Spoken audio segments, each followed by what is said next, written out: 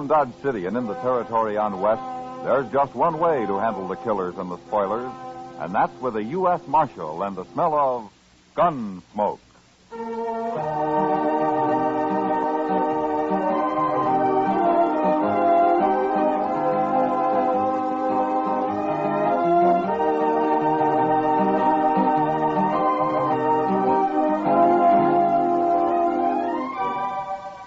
Gunsmoke, starring William Conrad, the transcribed story of the violence that moved west with young America. The story of a man who moved with it, Matt Dillon, United States Marshal.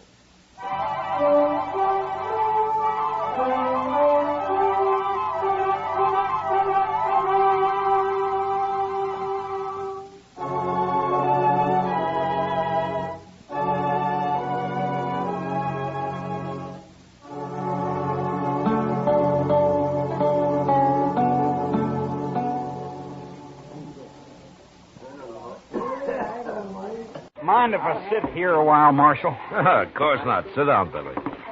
Hey, you look worried, Billy. A boy like you shouldn't look worried. I'm 21. That's a man's age, isn't it, Chester? Oh, sure. 21's pretty old, Billy. Old enough for Frogmouth Kate, anyway. Every time I come to town, that woman won't give me a minute's peace. Well, maybe she's sweet on you, Billy. Sweet on me. Look at her at the bar over there. She'll come to and miss me pretty soon. Old enough to be my mother. Well, then why do you stay here? Why don't you go over to the Longhorn or someplace? Oh, Kate's all right when she's sober. Just when she gets drunk, she's such a nuisance. Well, she sure looks drunk now. She is. And when she's like this, there's no worse woman in the whole world. I could kill her when she gets like this. Somebody's always going to kill somebody around here. Oh, that's just a way of talking, Marshal. Yeah. I hate to tell you, Billy, but I think Frogmouth Kate has spotted you. Yeah, I knew she would. She gets lonesome awful fast, that woman. So that's where you went, Billy. Leaving me all alone? Shame on you, honey. I gotta catch my breath once in a while, Kate. You can catch your breath with me, honey. Not with Marshal Dillon and Chester and all the rest of them. Now, Kate, take it easy. I'll take it easy. You and me'll take it easy in St. Louis, Billy boy. And quit talking about St. Louis all the time. I ain't about to go to St. Louis. I'm broke right here in Dodge. I got the money, Billy. Almost I got it. Almost enough. You and me, huh, baby? Oh, Kate. Why don't you pick on somebody who can at least buy you a few drinks? Well, they've been buying me drinks. I don't care about them anyway. Let's get married, Billy boy. What do you say, huh? You and me. See what I mean, Marshal? Ain't she awful? Well, she likes you, Billy. Sure. We're a couple of real lovebirds. Yeah. Now stop that. Let go of me, Pete. I'll break your head open.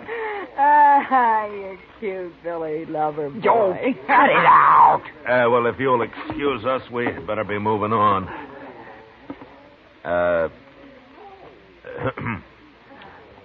Chester? Mm. Well, all right, Chester. Yes, sir. So long, Billy. Kate? Now, you never mind them, Billy boy. They're just a couple of crooks like everybody else, except you, sweetie. You and me, huh?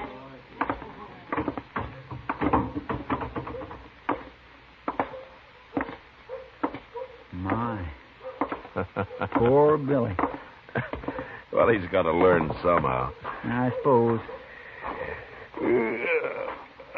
The town seems pretty quiet, Chester. I think I'll go to bed. Good idea, Mr. Dillon. I'll sleep in the office tonight. All right, I'll see you in the morning. Good night, sir.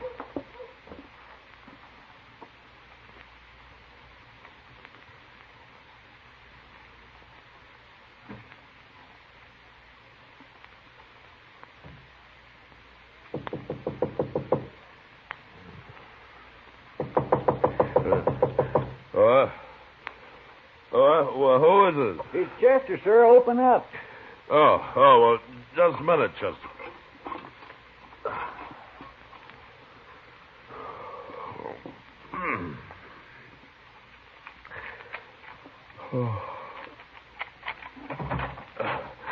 What is it, Chester? There's been a shooting, sir, in that rooming house next to the Alfraganza. What?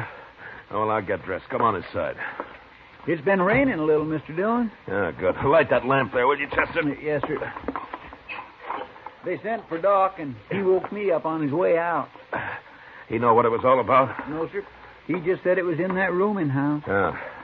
What time is it, anyway? Oh, it'll be daylight soon. Must be about 4:30. 4:30. It's pretty late at night for a gunfight, isn't it? Yes, sir, that's what I thought. There. All right, Chester, I'm ready. Blow the lamp out. Yes, sir.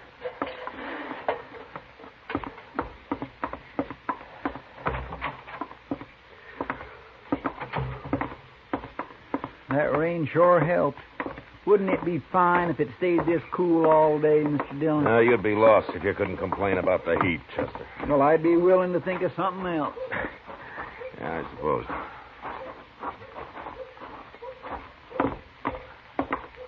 Ma Torvitz still runs this rooming house, doesn't she? Last I heard, she did. Yeah.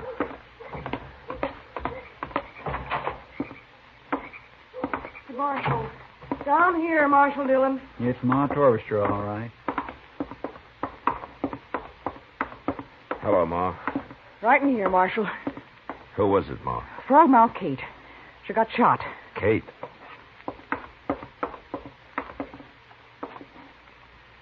It's no use, Matt. She hasn't said a word, and she's not likely to now. Who did it, Ma? Oh, I was asleep, Marshal. Heard a shot and come right down. I sent everybody else back to bed and told them to stay there. You don't know who did it, then? He must have jumped out that window right there. You go get him, Marshal. He's got a head start already. Who, Ma? Well, that kid, Billy Daunt. Must have been. Well, why do you think it was Billy? Because he was drinking with her all night over at the Alfraganza, that's why. Been with her all yesterday, I heard, too. Couldn't be nobody else. He stole her money, too. How do you know he did, Ma? Oh, she showed me once. She kept it right under the mattress there, and it's gone. She had quite a lot of it saved up, too. Everybody knew that. She's planning on going back to St. Louis with it. She wanted Billy to go with her, but I guess he couldn't wait, the little rat. I sure hope I see him hung. Chester, start looking for him. I'll join you in a few minutes. Yes, sir. I'll go out back first. She's dead, Matt. Oh, that poor girl. It's a wonder she lived this long, being shot so close up. She didn't say anything, huh, Doc? Not a word, Matt. She was unconscious the whole time. Yeah. Well, I'll chip in toward burying her, Doc, seeing as how she was sort of broke when she died. Nonsense. Kate was a good girl, and I'll be responsible for her getting a fine burial. Finest there is. But you catch that devil Billy Daunt, Marshal. Don't you let him get away. We'll find him, Ma. Well, you sure better. Well, let me know if you hear anything. I'll see you later, Doc. Sure, Matt.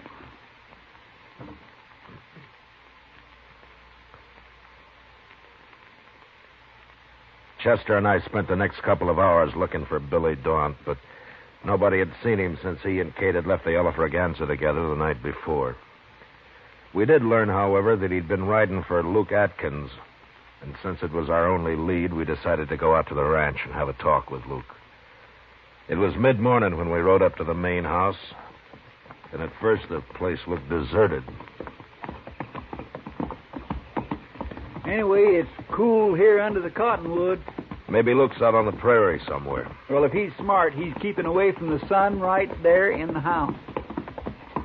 Oh. Now, leave the horses, Chester. They'll stand. All right, you...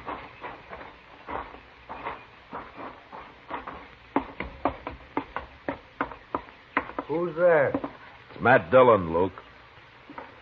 Oh, just resting a little, Marshal. Hello, Chester. Hello, Luke.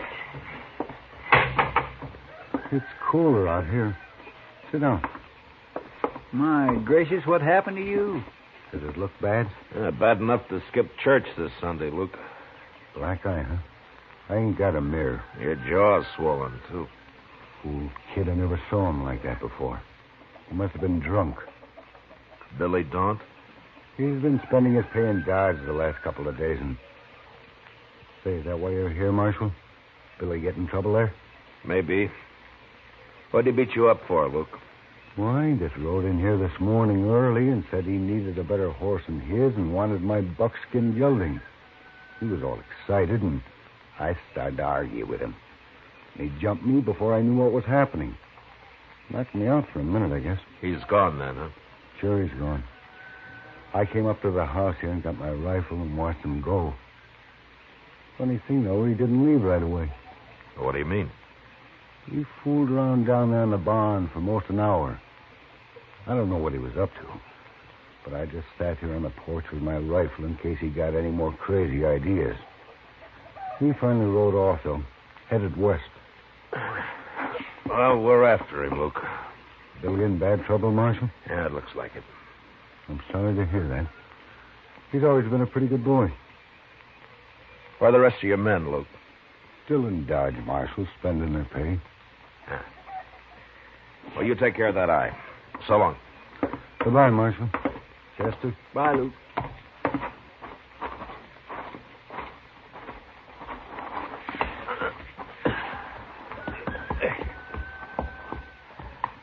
Come on. Well, there's not much question about Billy now, is there? Yeah, there sure isn't. Start looking for tracks, Chester. Yes, sir, I have been. The ground's still damp from the rain last night. We ought to cut this trail easy. I don't see anything. Now, look there, over there. Those are fresh tracks. Yeah, they're fresh, all right, but they lead toward the ranch, not away from it. Yeah. Well, let's follow them anyway, Chester. What? Come on, let's ride.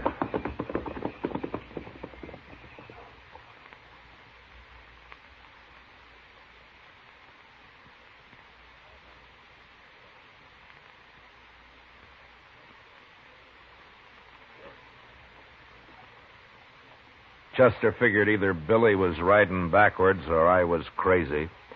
But he stopped arguing after a couple of hours, and we rode in silence the rest of the day. Long about dusk, I figured we were catching up with him, but we couldn't afford to lose the trail. And when night came, we made camp. Next morning at daylight, we went on. By noon, it was clear Billy hadn't taken any rest at all. A couple of hours later, we began to wonder how much longer his horse could hold out. This is the doggonedest hunt I was ever on. Billy just isn't very smart, that's all. Well, I must be half crazy. Beating up Luke Atkins like that? When a man's in a panic, he'll do almost anything, Chester. Well, you'd think he'd at least have sense enough to rest his horse now and then. That'll be easier for us if he doesn't. Chester. Look up ahead there. Hey, by heaven, it's a horse. Yeah. Huh.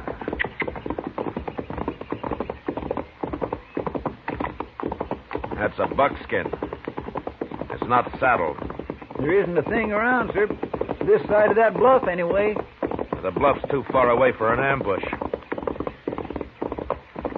The horse doesn't look very good, does he? He's not even eating. Yeah. Oh. He may never be any good again. That fool kid. Well, he can't be very far away. Unless he's found another horse. Look at the buckskin's hooves, Chester. Why, he isn't even shod. Yeah, Billy pulled his shoes when he left him. He sure made a mistake, though. What do you mean? That's what he was doing in Luke's barn, putting the shoes on backwards. Now he's pulled them. It wouldn't fool anybody. All it did was help wear his horse out even more. He had me fooled for a while. Anyway, we'll catch him pretty soon now. Yeah, well, his tracks lead toward the bluff there. Probably into that clump of trees. Well, if that's where he is, he can see us. All right, we'll ride in from different directions. You can't get both of us. Okay, sir.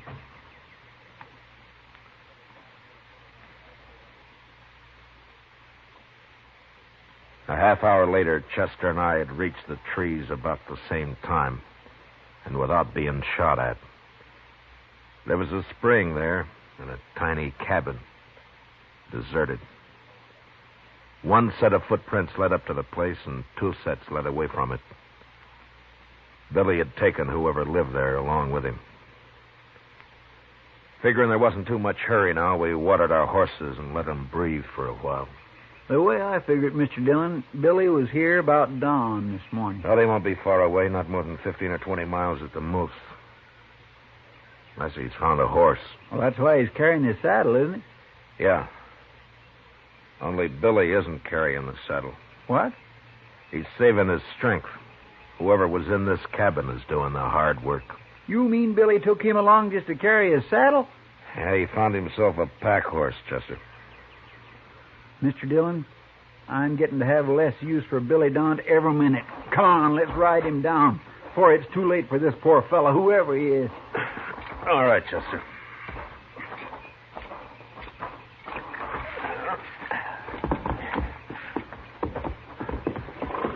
Well, our horses are in good shape. We ought to catch him in a few hours. I sure hope so. You take the side of the trail, Chester. Track about 10 yards behind me, huh? All right, sir. All right, let's go.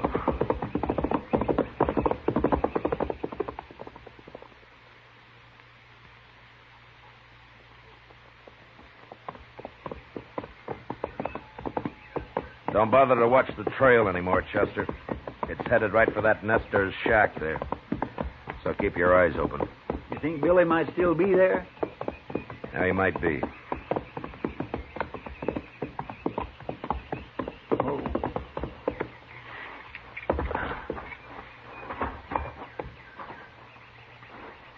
Maybe he's inside, Mr. Dillon. Yeah. Let's spread out a little. All right, sir. Now, wait a minute. The door. Who are you?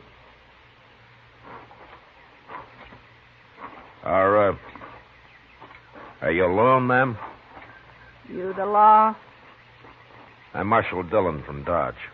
You're too late, Marshal. You mean he's gone? He's gone. Take a look around at the side, Marshal. Right around there. Go on, look. Both of you.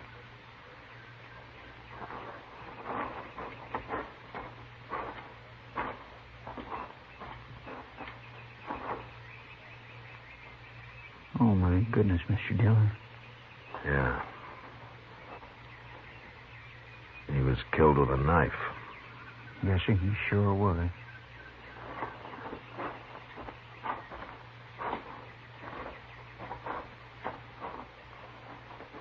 That your husband, ma'am? Yes.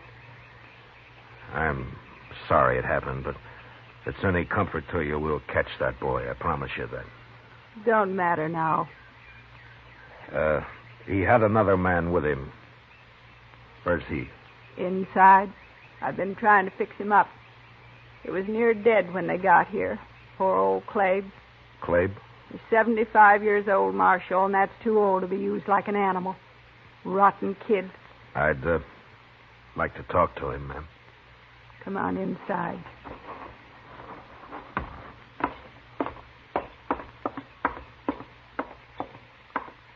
It's all right, Clabe's Marshal Dillon from Dodge. We've known Clabe for 10 years, Marshal, ever since we've been here. Never hurt nobody. Sure. Can you talk a little, Clabe? I'll be all right, Marshal. I'm just kind of wore out. 20 miles packing a saddle in this weather. Fast, too. Had me walk fast. How long ago did the boy leave here? 3 or 4 hours, Marshal. Took our mule, but he won't get far. Oh? Why not? Mule's too old. After 10 miles, just quit. Your husband tried to stop him, is that it? Yeah. Got mad when he saw what the boy had done to Clabe. And the boy knifed him. Never gave him a chance. He's wild crazy. He sure is, Marshal. Scared, too. I never saw anybody so scared. He's in a real panic, Clabe. But how come he used a knife? That doesn't sound right. Yeah, it's all he's got, that's why. What? He ain't armed, except for that knife. He doesn't have a gun? He took our rifle, but there's no ammunition for it. We run out. Took it anyway. But when he came to your place, Clabe, didn't he have a 6-gun? No, sir. Just that knife, that's all he had. I got an old Navy pistol, but it's busted. I ain't been able to get it fixed. I sure don't understand it, Mr. Dillon. He's like a wild animal, that's what he is. He oughtn't to be loose. He won't be for long, ma'am. Clabe, I hope you'll be all right. I'm just plumb wore out. Clabe's going to stay right here, Marshal. Too old to be living by himself anyway. Good. Well, we'll be going now, ma'am. But we'll bury your husband first. Now, if you'll just show us where you'd like to have the grave. Thank you, Marshal.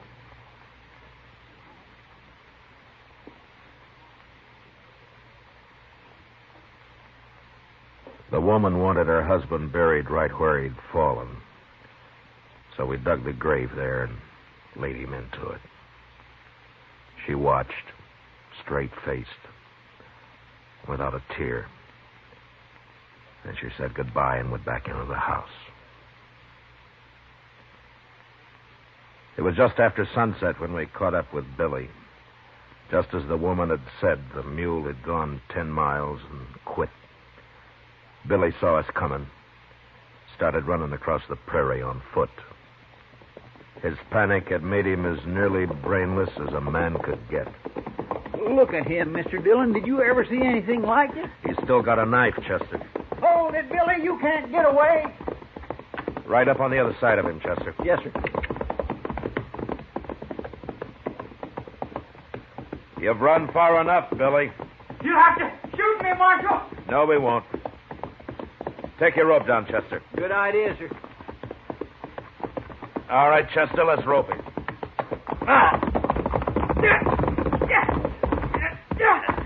We both got him. Now stay on your horse, Chester. Just keep your rope tight. I'll cut you, Marshal. Let go the knife. Billy. All right, Chester, slack up a little. All right, drop your rope, Chester. I'll tie him up with it. You don't. Go me.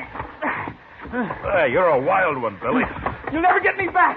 Not alive, you won't. Never. I think we will. Let's make him walk back, Mr. Dillon. I won't walk. You can drag me, but I won't walk. No, we'll throw him across your horse, Chester. You and I can ride double till we make camp. Maybe that'll calm him down.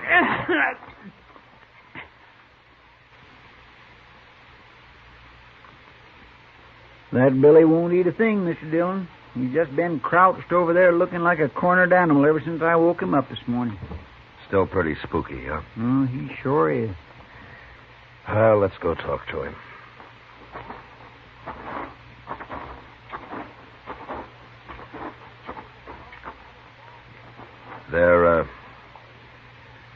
There's some bacon over there, Billy, if you want it.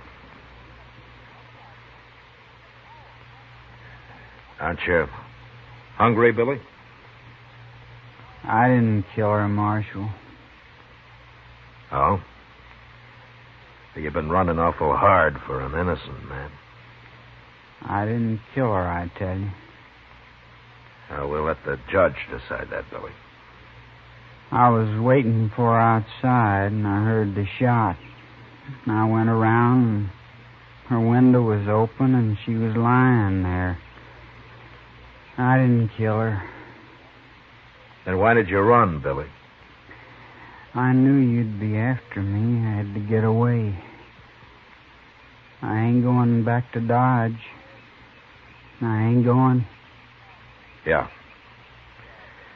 All right, let's get packed up, Chester.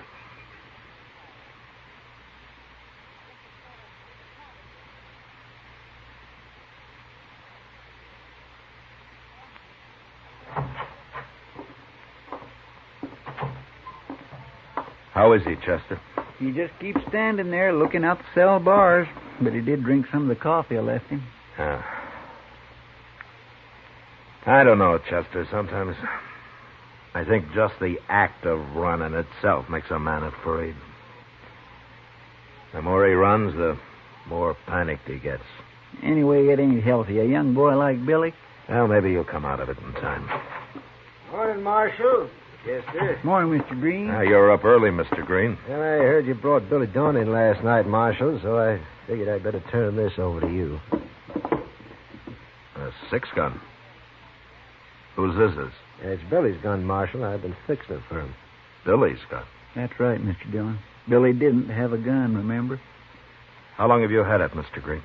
Oh, he brought in the first day he came to town, Marshal. The cylinder was loose, been shaving lead. It's okay now. I fixed it fine. You've had it all the time? Yes, sir. I was just keeping it for him until I heard he'd been arrested. I see. Well, thanks, Mr. Green. I'll see that you're paid for your work. Oh, sure, Marshal. That's all right. Goodbye. Goodbye, Mr. Green. Looks like Billy was telling the truth. Yeah. You sure can't convict a man of a shooting if he didn't have a gun. No, sir. But there's that nester he killed. Yeah. And all for nothing. Yes, sir.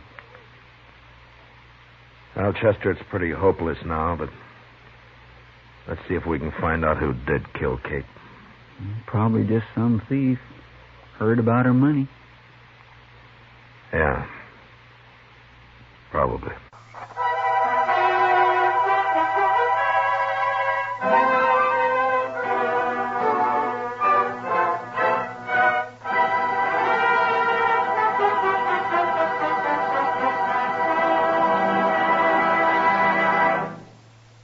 Gunsmoke, under the direction of Norman MacDonald, stars William Conrad as Matt Dillon, U.S. Marshal. Tonight's story was specially written for Gunsmoke by John Meston, with music composed and conducted by Rex Corey. Parley Bear is Chester, Georgia Ellis is Kitty, and Howard McNear is Doc. Gunsmoke has been selected by the Armed Forces Radio Service to be heard by our troops overseas. Join us again next week as Matt Dillon, U.S. Marshal, fights to bring law and order out of the wild violence of the West in Gunsmoke.